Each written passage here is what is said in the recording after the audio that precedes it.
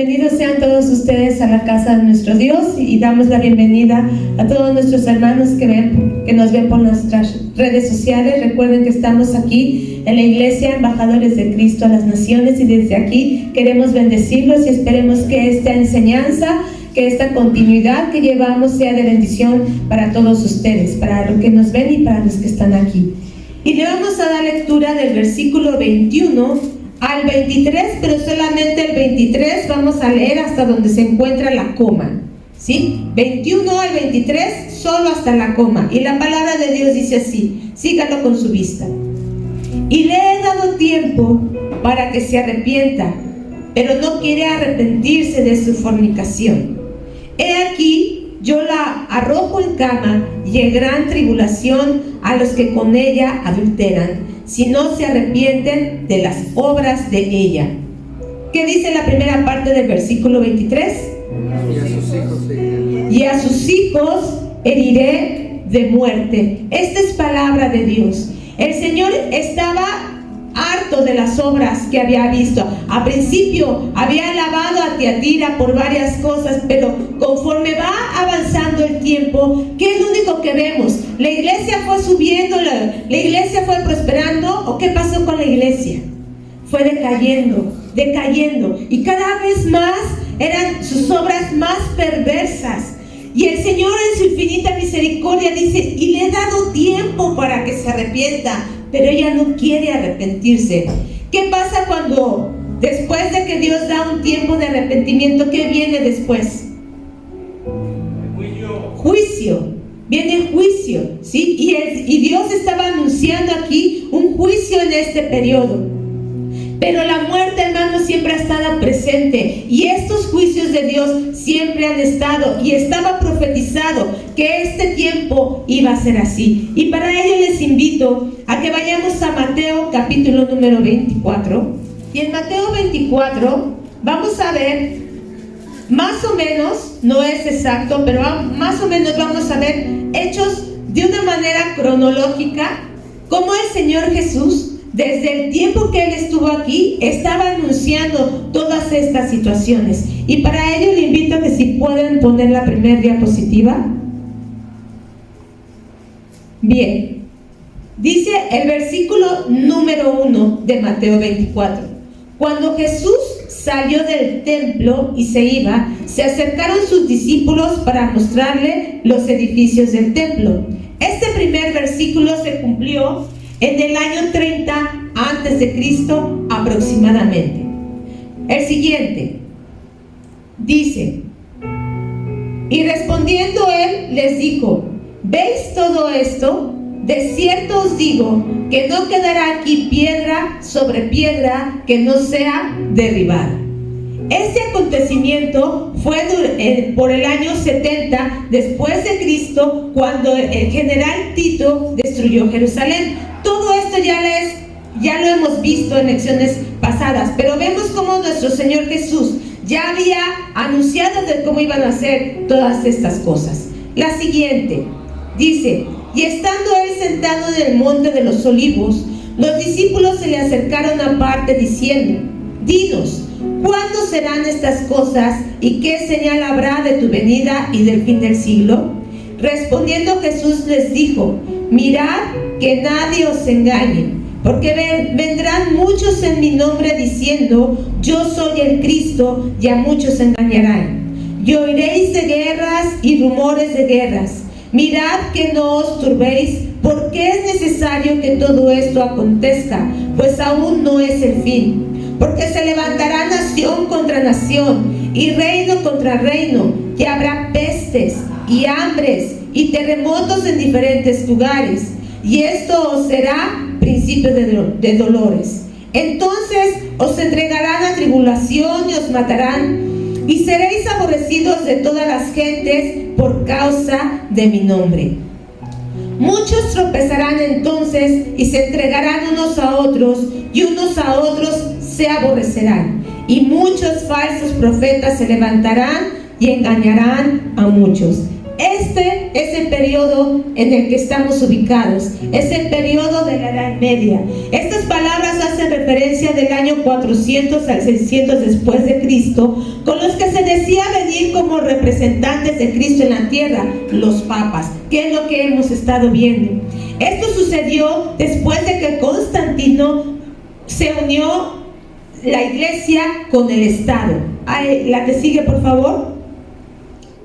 Y oirán de guerras y rumores de guerras. Esta es la época de la Edad Media, porque es cuando las naciones empiezan a luchar por predominar unas sobre otras, lo que trajo como consecuencia hambres y pestes, que es lo que ahorita vamos a ver. Se profetiza la persecución de la Iglesia Católica contra la evangélica, y surgen las principales sectas, como fueron los Testigos de Jehová, Mormones, Sabatistas, y esto fue en el siglo XVIII y XIX. Nuestro Señor Jesucristo ya se había adelantado a todo esto, y aquí en Mateo está haciendo referencia a lo que vamos a ver. Después, en el versículo número 12 dice: y por haberse multiplicado la maldad, el amor de muchos se enfriará, mas el que perseverare hasta el fin, este será salvo. Y será predicado el evangelio del reino en todo el mundo para testimonio a todas las naciones, y entonces vendrá el fin. Esto es nuestro tiempo actual. Nosotros ahorita en Mateo 24 estamos ubicados en este tiempo, ¿sí? Todavía no ha llegado el fin, porque el reino de los cielos se sigue extendiendo hasta que llegue hasta la última persona. Y por último,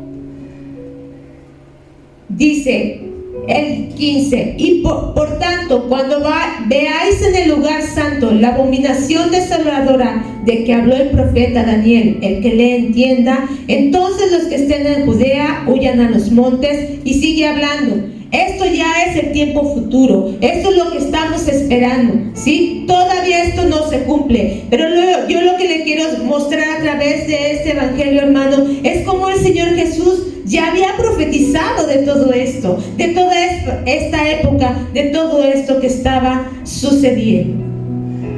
La muerte reinaba en esos momentos, como yo les digo, y una de las causas por las cuales vino la muerte fue por las epidemias. Y una de estas epidemias, llamadas pestes, fue la peste negra o la peste bubónica. ¿Alguno de ustedes saben a qué se refería esta muerte? ¿O llegaron a escuchar sobre la peste negra o la peste bubónica? ¿No? ¿Ninguno de ustedes? La negra, no. O sea, es lo mismo, peste negra o bubónica es la misma. Se llamaba bubónica, ¿por qué? Porque salían unas ámpulas que se llamaban bubones. Y estas ámpulas, al reventarse, supuraban un olor pestilente.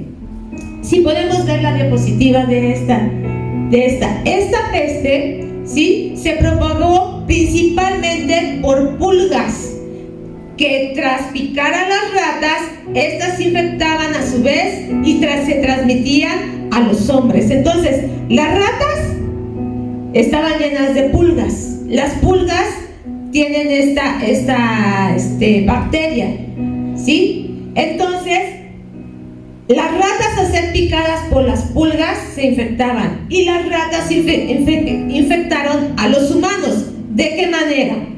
La situación fue esta: al irse extendiendo el comercio, llegaban los barcos, y principalmente, ¿de dónde creen que venían estos barcos? Venían de China, ¿sí? O sea que China siempre ha tenido algo importante que ver, ¿no? Entonces, llegaban los barcos llenos de ratas. En esas embarcaciones venían los costales de harina, vendían los productos que eran para el consumo humano. Entonces, imagínense, las ratas se paseaban por todas la embarcación y por todo lo que ahí había. Y ahí, después, esos costales eran llevados a su destino. Ahí ya la harina y lo que se lleva ya iba infectado, ya iba contaminado, porque si ustedes saben, las ratas que hacen, defecan y orinan, ¿sí? Entonces, al estar infectadas ellas, al momento de hacer esto, entonces se llevaba todo un foco de infección, y esto fue lo que provocó la peste bubónica. Dice, esta plaga apareció en las costas del Mar Negro y en el sur de Italia, donde halló condiciones óptimas para su propagación. Esta enfermedad, esta epidemia, fue causada por una bacteria que se llama Yersinia pestis. ¿Y cuáles eran los síntomas de esta enfermedad? Eran fiebre alta mayor a los 40 grados, tos, sangrado por la nariz, sed aguda, manchas en la piel de color azul o negro debido a pequeñas hemorragias cutáneas, gangrena en la punta de las extremidades, aparición de los bubones o ampollas, como yo les digo, negras en la ingle, axilas, brazos, piernas y detrás de las orejas, debido a la inflamación de los ganglios linfáticos, y la ruptura de los bubones supuraban y el líquido con un olor pestilente. Podemos ver la siguiente diapositiva. Así se ponía. Esta es una persona infectada de peste bubónica o peste negra, por eso se le llamó así, porque así es como se veía las personas que tenían esta enfermedad, así se ponían. Dice, en 3 años barrió el continente europeo y se calcula que la tercera parte del continente murió tras esta terrible mortandad. La epidemia amainó, aunque volvió repetidamente con menos virulencia cada 10 o 12 años. Esta es la primera peste que causó muchas muertes en ese tiempo. Imagínense nada más causar la muerte de la tercera parte del continente europeo, hermanos. O sea, no fue cualquier cosa. Y todo porque vamos a ver que la mayoría de estas pestes o de estas enfermedades, epidemias, es por falta de higiene. ¿Sí? Por falta de higiene, porque todo esto, imagínense, las ratas, por eso es importante no tener plagas, ¿sí? Que igual que nuestros animales no tengan pulgas, ¿sí? Porque las pulgas causan muchas enfermedades en los animales y también puede provocar enfermedades en los humanos, aunque ahora ya es más controlada, ¿no es así? No es tan grave ya ahora, ¿no? Pero en los animales sí. Es fatal. Un animalito infestado de pulgas se puede morir, ¿sí? Por todo lo que ellas causan, ¿sí? Muy bien. La siguiente peste que hubo fue llamada los ardientes, y esta enfermedad era descrita de la siguiente manera. Los enfermos sufrían de un ardor profundo, una sensación de quemazón que les corroía los pies o las manos. Parecía que las extremidades iban consumiéndose por un fuego interno, que se tornaban negras, arrugadas y terminaban por desprendérseles. Podemos ver la siguiente diapositiva. Esta enfermedad fue causada también porque la imagen que está de aquel lado es la vara del centeno, que es con la que se preparaba el pan. Y en la punta, si ustedes ven, hay una póstula como si pareciera garra de gallo, negra, y eso es un hongo. Entonces, ese hongo que había en las varas de centeno fueron los que produjeron esta enfermedad. Dice, los que sobrevivían a esta enfermedad quedaban mutilados y deformados por la pérdida de sus extremidades. ¿Podemos ver la siguiente diapositiva, por favor? Así era como se ve la que sigue. Así era como iba también. Empezaban así a ennegrecérseles, y la que sigue terminaba por caérseles literalmente el miembro, la extremidad, ¿sí? Parecía como si les hubieran dado un hachazo y los hubieran mutilado. Se les caían las extremidades. Dice que las personas que llegaban a sobrevivir podían quedar mutilados de sus 4 extremidades, ¿sí? Así era esta enfermedad, que fue provocada por consumir pan contaminado de cornezuelo, que es la punta que les decía que es un hongo ¿sí? Hongo parásito, y la toxina que produce se llama ergotamina. No sé si los doctores han llegado a escuchar de esta toxina llamada ergotamina, que es un paralizante que tiene la propiedad fisiológica esencial de provocar la contracción de las fibras musculares de los vasos sanguíneos, provocando una mortalidad de más del 20% de los infectados. Estas son nada más dos pestes, dos enfermedades, porque en esta época hubo muchas, ¿sí? Hubo muchas, pero las más relevantes fueron estas dos. Entonces, como yo les decía, en este tiempo de la Edad Media, lo que más predominó fue la muerte. Y una de las cosas que provocó muerte fue la peste, fueron las enfermedades que vinieron. Y la segunda causa por la cual vino la muerte fue por las hambrunas. ¿Sí? ¿Qué es una hambruna, hermano? ¿Solamente la escasez de alimento? ¿Una hambruna? ¿Qué puede provocar una hambruna? Estar enfermo. ¿Perdón? Estar enfermo. Estar enfermo. ¿Qué otra cosa? Estar más susceptible a enfermedades. Ok, pero ¿por qué se puede causar una hambruna a nivel general? ¿Qué acontecimientos puede haber para causar una hambruna? Contaminación del alimento. Contaminación, ¿qué más? La guerra, ¿sí? La economía, sequías, ¿sí? Y también muchas veces las políticas, ¿sí? Del gobierno. No sé si ustedes han visto ahora que han sacado reportajes sobre Cuba, de cómo está la situación ahí. Ahí hay una hambruna muy grande, hermanos. ¿Por qué? Porque la situación política de Cuba, el gobierno es dueño de todo, absolutamente de todo.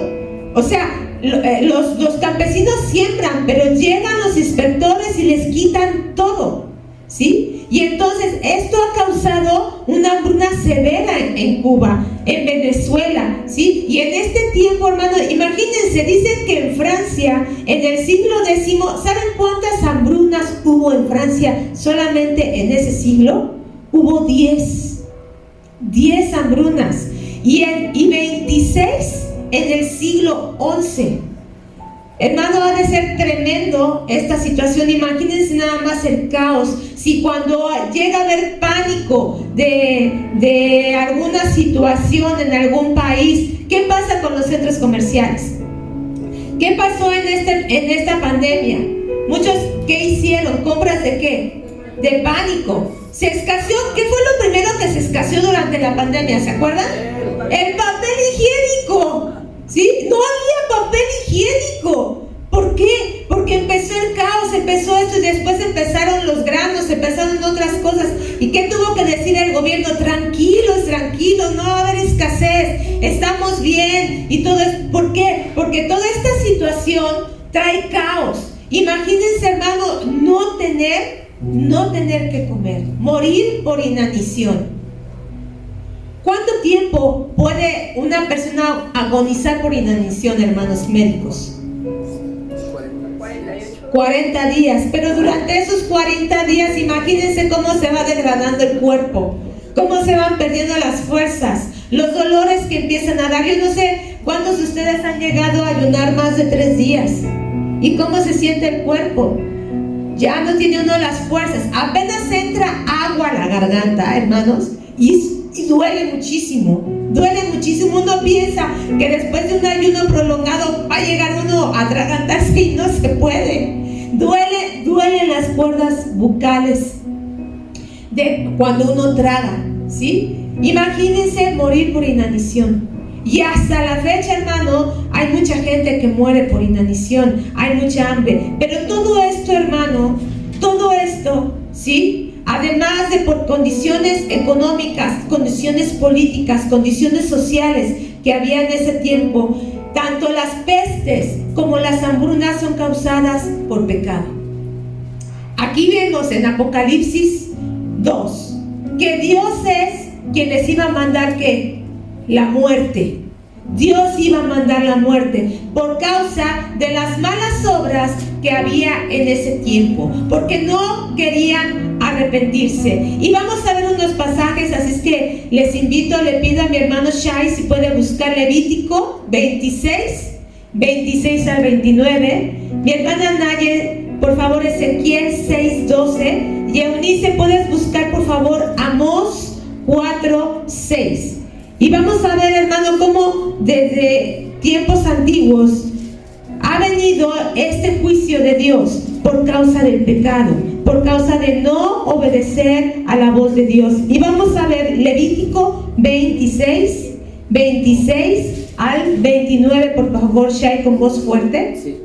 Cuando yo os quebrante el sustento del pan, cocerán 10 mujeres vuestro pan en un horno, y os devolverán vuestro pan por peso, y comeréis y no os saciaréis. Si aún con esto no me oyereis, sino que procediereis conmigo en oposición, yo procederé en contra de vosotros con ira, y os castigaré aún 7 veces por vuestros pecados, y comeréis la carne de vuestros hijos, y comeréis la carne de vuestras hijas. Fíjense nada más, y esto ha pasado, esto ha sucedido, ¿sí? Vemos en los pasajes de la Biblia cuando ustedes descubrían cómo llegaba a suceder esto, hermano, que las mujeres se comieron a sus hijos a causa del hambre, y todo provocada, ¿por qué? Por el pecado. Si vemos aquí dice, si procediereis conmigo en oposición, ¿sí? Y eso, el pecado, hermano, es lo que produce la muerte, en este caso con pestes y con hambres. ¿Qué dice Ezequiel 6:12? Dice, el que esté lejos morirá de pestilencia, el que esté cerca caerá a espada, y el que quede y sea aceidado morirá de hambre. Así cumpliré en ello mi enojo. Así cumpliré, ¿qué? ¿En ellos qué? Mi enojo. Mi enojo. Fíjate, el que esté lejos morirá ¿de qué? De pestilencia. El que esté cerca caerá espada, y el que quede y sea asediado morirá de hambre, y así cumpliré en ellos mi enojo. Y aquí se estaba cumpliendo la palabra de Dios, porque ya estaba vaciada de la maldad en este tiempo de la iglesia de Tiatira. Y Amós 4:6, ¿qué dice? Os hice estar a diente limpio en todas vuestras ciudades, y hubo falta de pan en todo vuestro pueblo, mas no os volvisteis a mí, dice Jehová. Fíjate, a pesar del juicio que dice aquí, ¿qué pasaba? No se volvían a ellos. ¿Y qué pasó en este tiempo? A pesar de las pestes, de las hambres, ¿se arrepintió la iglesia? No, continúa. Y ahorita vamos a ver la siguiente parte. O sea, si había muerte por esto, ahorita vamos a ver la siguiente parte. ¿Qué era lo que sucedía? ¿Sí? Hermanos, ¿qué es lo que puede detener la muerte? ¿Qué es lo que puede detener el juicio de Dios? En este tiempo de la Edad Media, lo que pudo detener toda esta situación fue que vino una reforma. ¿Ya han escuchado de la reforma protestante? Esta reforma protestante no solamente trajo una renovación a la iglesia, sino también a nivel económico, político y social trajo una reforma. ¿Por qué? Porque se terminó con ella la autoridad hermética de la iglesia católica y del monopolio feudal que tenía sobre las tierras, ¿sí? Esto lo vamos a ver más adelante, no voy a ahondar en eso, pero lo que quiero resaltar en este momento, hermano, que solamente Dios puede detener esto, ¿sí? Y para poder detener esto, hermano, ¿qué tiene que hacer la iglesia? Y vamos a 2 de Crónicas 7:14, que es un pasaje conocido, que tal vez muchos de nosotros no lo sabemos hasta de memoria, pero es de gran profundidad, ¿sí? Lo que este pasaje nos habla, ¿sí? Y dice la palabra de Dios en 2 de Crónicas 7:14. Vamos a leer desde el 12 para que podamos entender el contexto. Dice, y apareció Jehová a Salomón de noche y le dijo, yo he oído tu oración y he elegido para mí este lugar por casa de sacrificio. Y si yo cerrare los cielos para que no haya lluvia, y si mandare a la langosta que consuma la tierra, y se enviare pestilencia a mi pueblo, ¿cómo se puede detener esto? Dice, si se humillare mi pueblo, sobre el cual mi nombre es invocado, y oraren y buscaren mi rostro, y se convirtieren de sus malos caminos, entonces, ¿qué va a pasar? Yo iré desde los cielos y perdonaré su pecado y sanaré su tierra. Para que Dios pueda revertir, para que Dios pueda quitar este mal, para que Dios, ¿qué es lo que tenemos que hacer? Humillarnos. Primeramente es humillarnos. Y la iglesia de Tiatira se estaba humillando, hermanos. Este periodo se estaban humillando, no. Al contrario, seguían sublevándose, seguían levantándose. Dice, tienes que orar, buscar el rostro de Dios y lo más importante, convertirte. Convertirte. ¿Qué quiere decir eso? Dejar de hacer lo malo, dejar de hacer aquello por lo cual ha venido el juicio de Dios. Aquí por eso en Apocalipsis dice, yo voy a herirte de muerte. Al principio le dijo, te voy a echar en cama y te voy a dar tiempo para que te arrepientas, pero no te quisiste arrepentir. Entonces ahora que viene, muerte. Y la muerte estuvo presente durante todo este periodo. Hermano, Dios siempre habla en nuestras vidas y siempre en su infinita misericordia manda un tiempo y da un tiempo de arrepentimiento. Aun cuando estés enfermo, aun cuando estés pasando situación difícil, ahí viene todavía, hay tiempo de arrepentimiento, pero va a llegar el momento en el que ese tiempo se termine. Por eso yo te decía al principio, busca al Señor. Busca de su presencia, busca de su palabra, porque hoy todavía hay tiempo de buscarle. Hoy hay día de arrepentimiento, hoy hay día de restauración, pero llegará el momento en que no lo haya, hermano. Así es que busquemos a nuestro Dios siempre. Que Dios les bendiga. Perfecto, buenos días, ¿cómo está? Qué bueno verle por aquí. Vamos a continuar con esta clase, lección 37. El título, la iglesia en la muerte, en la Inquisición. Así que acompáñenme por favor a Apocalipsis 2. Nuestro pasaje base de esta clase, Apocalipsis 2, 23. Y le vamos a dar lectura juntos. Dice de esta manera: y a sus hijos heriré de muerte, y todas las iglesias sabrán que yo soy el que escudriña la mente y el corazón. Y os daré a cada uno según sus obras. Dios, hermano, es el único que puede saber lo que deseas, saber lo que hay en tu corazón, saber por lo que estás pasando. No podemos nosotros ocultarnos, no podemos nosotros escondernos del Señor, porque Él está en todos lados. Él es un Dios omnipotente y Él puede vernos en cualquier lugar donde nos encontremos, hermano. ¿Cómo no podría saberlo todo de nosotros si Él es el que nos creó? Imagínese usted, aquel que creó la marca de la manzanita Apple, que no sepa usar sus teléfonos. ¿Usted cree que pueda pasar eso? O alguien que haya construido alguna marca de agencia de carros, pongámosle Ford, y que no sepa manejar sus carros. ¿Eso será posible? Obviamente el que lo crea, el que lo hace, conoce a la perfección cada uno de sus partes, cada una de sus piezas que eso lleva. Entonces el Señor nos creó, el Señor sabe lo que pasamos, el Señor sabe lo que pensamos, lo que hacemos, nuestros actos. No nos podemos ocultar de Él para nada, hermano. Así es nuestro Dios. Él sabe todo de nosotros, sabe cómo manejarnos, sabe cómo hacernos felices, sabe cómo activar nuestro gozo, sabe cómo hacer todo de nosotros. Él tiene control sobre nosotros, sobre nuestra vida. Él es el único que nos puede juzgar, hermano. El Señor sigue hablando a la iglesia de Tiatira. Estamos en Tiatira en la Edad Media, y les dice: los heriré de muerte, como lo acabamos de ver, porque yo conozco sus obras y sus pensamientos. Y esto es lo que vamos a ver a continuación, hermano. En la Edad Media, seguimos aquí, en el siglo XI aproximadamente, hubo en Europa una serie de consecuencias, como lo acabamos de ver: hambruna y epidemias. Todo esto trajo muerte al pueblo de Tiatira en este tiempo. El Papa había notado que tras todas las prácticas que hemos visto hasta esta clase, la ambición, el poder, el querer estar en el gobierno, el querer tener los mejores puestos, había notado que la gente ya se estaba saliendo de sus religiones, se estaba saliendo de su camino que ellos querían que el pueblo llevara. Entonces necesitaba hacer algo al respecto para que no se fuera la gente, necesitaba hacer algo al respecto para que la gente se quedara en la religión, en su camino que el Papa quería.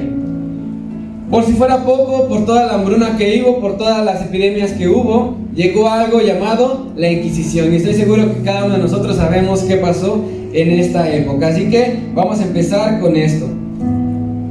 La corona española, hermano, y la iglesia querían unificar al pueblo, querían unirlo en un mismo pensamiento, que ellos obedecieran a la voz del Papa, hermano. Pero no lo iban a hacer nada más pidiéndoselos, por favor, ¿verdad? A ver, por favor, hermanitos, vamos a hacer esto.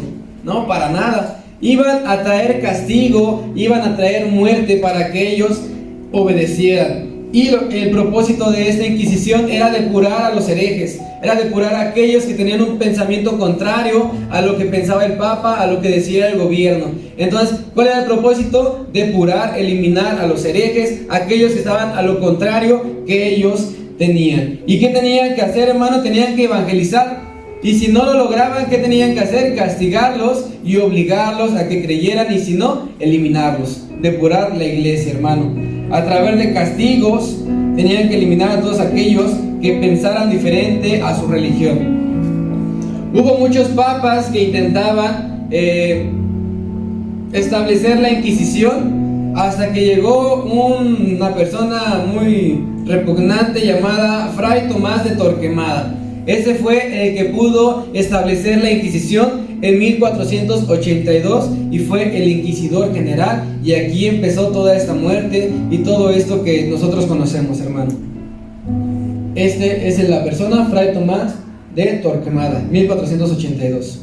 Él era el consejero de los reyes, era el que estaba cerca de todos los que tomaban las decisiones, y él les recomendaba, les decía qué decisiones tomar. Y fue así como fue la Inquisición. Fray Tomás de Torquemada llegó a este pensamiento y lo fue pasando a aquellos reyes que estaban.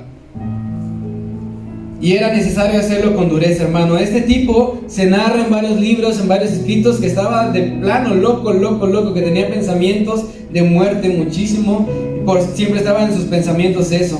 Muchos escritos narran que él no tenía límites, ningún límite él tenía, que él era capaz de quemar a una persona viva enfrente de todos y no sentir nada en su corazón, no sentir ningún remordimiento. Era la persona ideal para que empezara con esta Inquisición, hermano.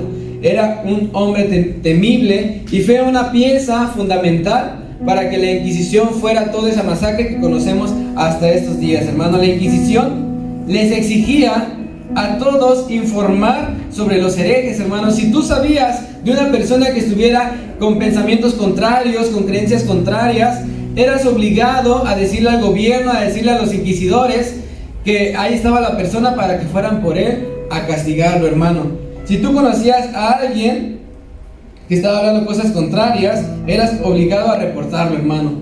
Cualquier sospechoso podía ser torturado, hermano. Si yo dijera aquí, ¿sabe qué? Mi hermano José está diciendo herejías.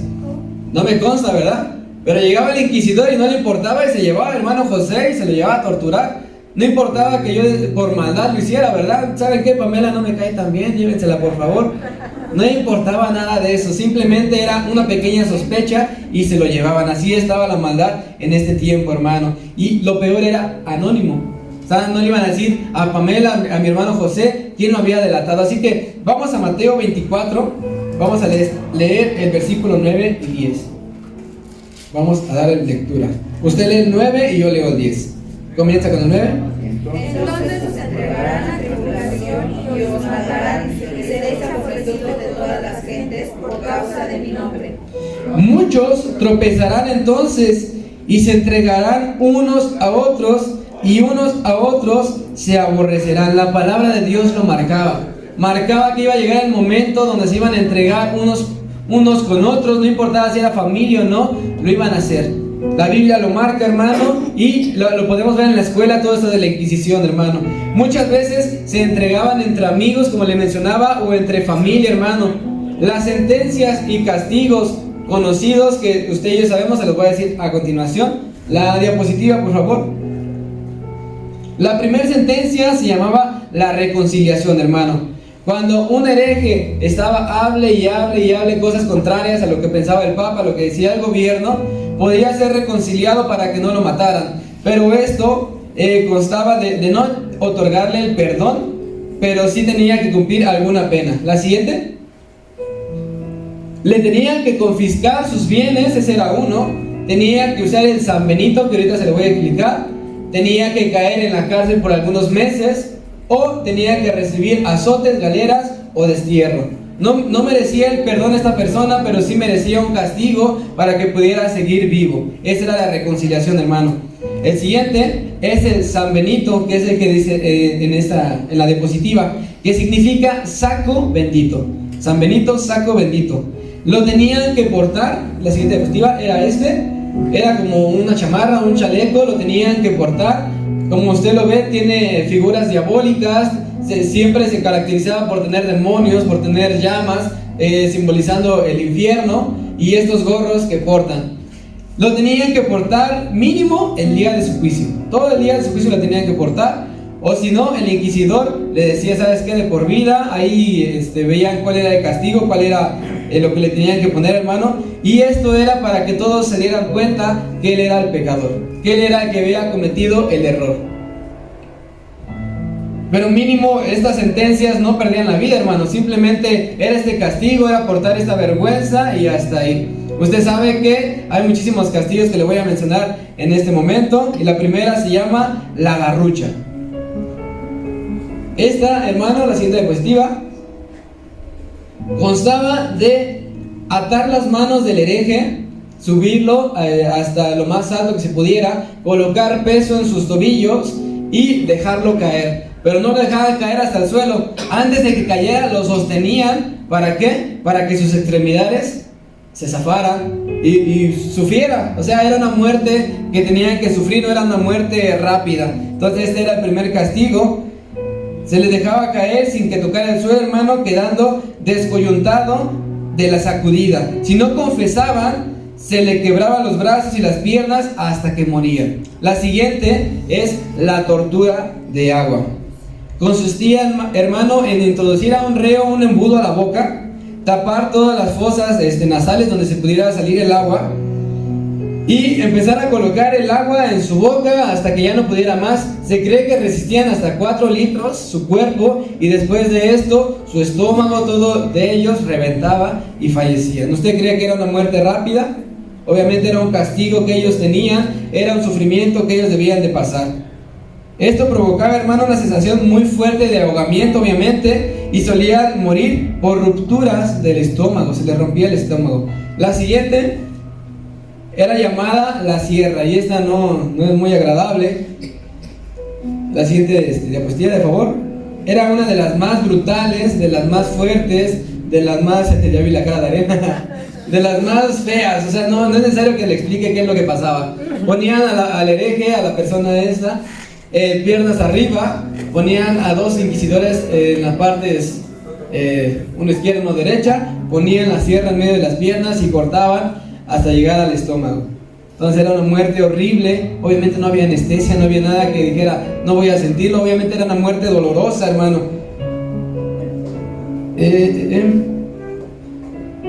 La siguiente, de favor. La siguiente se llamaba la cabra. Esta igual era una muerte muy fea, una de las torturas más originales en estos tiempos. Consistía en poner al reo en una silla, mojar sus pies con tantita agua, con sal, y colocar una cabra. La cabra, ¿qué iba a hacer? Le iba a lamer los pies. Se rumora que las cabras tienen una lengua áspera. Entonces al momento de estar lamiendo los pies, llegaba el momento que rompía la piel, la quebraba y moría desangrado. Si no moría desangrado, moría con una bacteria que tienen las cabras en la lengua, pero de que morían. Y era una muerte lenta. ¿Usted cuántas lamidas cree que tenía que pasar hasta que esta persona muriera? La siguiente es una de las más famosas, se llama la cuna de Judas.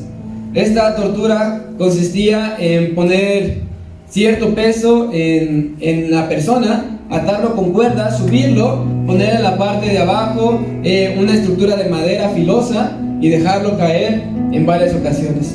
Lo que hacía esto es obviamente lastimar y desgarrar los aparatos íntimos de la persona.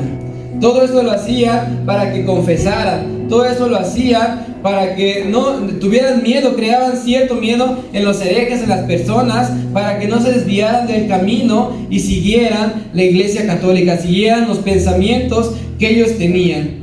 Una de las tragedias, hermano, que se vivía en Tiatira en ese tiempo era que creían que al hacer esto servían a Dios. Ellos creían que los verdugos servían a Dios, creían que al matar a los herejes estaban depurando la iglesia y estaban sirviendo a Dios. Y hubo una persona, hermano, vamos a Juan 16, vamos a leer versículo 1 al 3. Hubo un hombre, hermano, llamado Saulo, que persiguió a la iglesia de Cristo por algún tiempo. Juan 16, versículo 1 al 3. Sígalo con su vista, hermano, yo lo voy a leer. Estas cosas os he hablado para que no tengáis tropiezo. Os expulsarán de las sinagogas, y aún viene la hora cuando cualquiera que os mate pensará que rinde servicio a nuestro Dios. Y harán esto porque no conocen al Padre ni a mí. Mas os he dicho estas cosas para que cuando llegue la hora os acordéis de que ya os lo había dicho.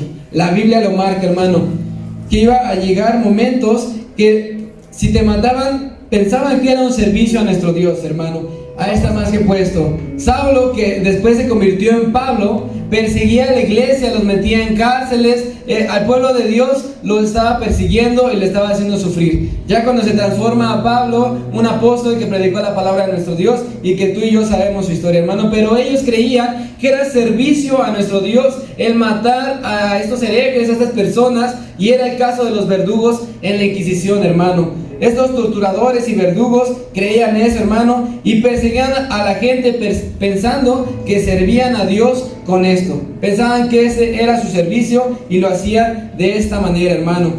Todo esto pasaba en Europa. Toda la Inquisición que le he mencionado hace un momento pasaba en Europa. Mientras en América Latina, usted sabe que estuvieron los mayas, los olmecas, toltecas, zapotecas y todos ellos. Con la llegada de Cristóbal Colón, encontraron a todos estos que eran llamados indios. ¿Usted cree que cuando llega Cristóbal Colón aquí empiezan a ver que rinden culto a muchos dioses, empiezan a ver que hacen ritos para sus dioses, empiezan a ver todo el oro, toda la plata que hay aquí? Dijeron, llegamos a la mina de oro, aquí nos vamos a hacer ricos. Entonces quisieron traer la Inquisición de Europa a América. Se cree que fue en Lima, aquí en México y en Perú, me parece. Esos tres países fue donde trajeron la Inquisición de Europa. Entonces, con la llegada de Cristóbal Colón, empezó esa Inquisición aquí en América Latina, hermano. Imagínense la tortura que hubo aquí en América. Eran politeístas. ¿Eso qué quiere decir? Que tenían muchos dioses, y lo que quería la Inquisición era tener solamente un Dios, que era el que ellos habían creado. Entonces imagínense la masacre y la tortura que hubo en este país, hermano. Tuvieron que enseñarles su religión que ellos traían de Europa, hermano. Muchos gobernantes deseaban que los mandaran para acá. Ellos estaban en Europa y decían, no, mándenme a México. Ahí necesito yo ir para quitarle todas sus propiedades a los olmecas. Necesito ir para quitarle todo el oro a ellos. Ahí es una mina de oro y me voy a hacer muy rico. Ellos deseaban y peleaban por venir aquí para hacer la Inquisición, hermano, para adueñarse no solamente de la fe, sino de los bienes materiales de cada uno de ellos, hermano. Los dioses de las culturas mexicanas, usted sabe que eran tallados en oro, que eran tallados en plata, en bronce, que eran con piedras preciosas. Entonces era muy llamativo cuando llegaron ellos aquí, hermano. Para tratar de convencer a los llamados indios de América, hermano, crearon una imagen divina, y usted se sabe su nombre. Guadalupe. La Virgen de Guadalupe. Cuando llegaron los españoles a América, trajeron a la Virgen de Guadalupe. ¿Y sabe por qué la trajeron? Para que con eso pudieran dirigir a la iglesia. Se cree que una persona llamada Juan de Dios estaba en el cerro Tepeyac y se encontró a una figura, a una supuesta madre de todo México, de toda América Latina. Entonces, cuando supieron de este suceso, los españoles dijeron, yo creo también en la madre de Jesús. Vamos a meterles una imagen para que a través de esto podamos gobernarlos, podamos dirigirlos. Y así fue. Ese plan con Maña, crearon a la Virgen de Guadalupe, hermano. Los españoles vieron el modo de unificar las creencias que ellos tenían a través de esta Virgen de Guadalupe, hermano. la Virgen de Guadalupe en sí es un mito. O sea, aquí podemos ver que está más que creado. ¿Por qué no se darán cuenta los de afuera? ¿Por qué no se darán cuenta los católicos? Porque están cegados, tienen una venda en los ojos y no pueden ver eso, hermano. Si pudieran ir pasando mis hermanos músicos, por favor. Esto es un negocio, hermano. La Virgen de Guadalupe es un negocio que trajeron los españoles, hermano. Se cree que en la Basílica de Guadalupe reciben al año 10 millones de peregrinos. Usted súmele las limosnas que da cada peregrino. Si le echamos mínimo de $1, son 10 millones al año.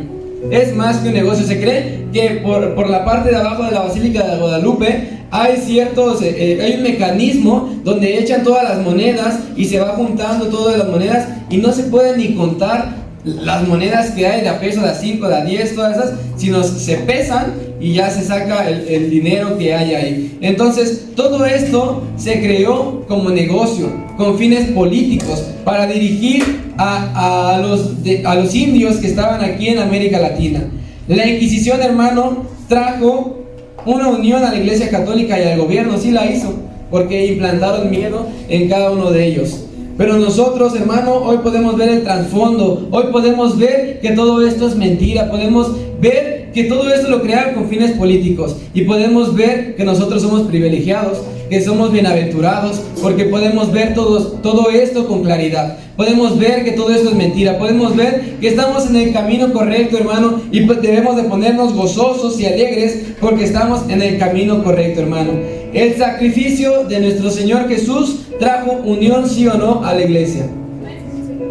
Simplemente dice la palabra que el Señor Jesús decía, el Padre y yo somos uno. Vemos la Trinidad, que es uno. Entonces el Señor Jesús vino a traer unidad, vino a traer unión a la iglesia, y tú y yo no somos muchos, no somos, tal vez aquí somos 15, no somos 15, somos un cuerpo en Cristo. Y si sumamos la iglesia que está allá, y si sumamos la iglesia que está allá, no somos muchos en número, somos uno en Cristo Jesús. ¿Cuántos creemos esto? Póngase sobre sus pies, hermano. Él es el único camino, la única verdad y la vida, hermano. Así que vamos a agradecerle al Señor por sus bondades y por todo lo que hemos aprendido en esta clase.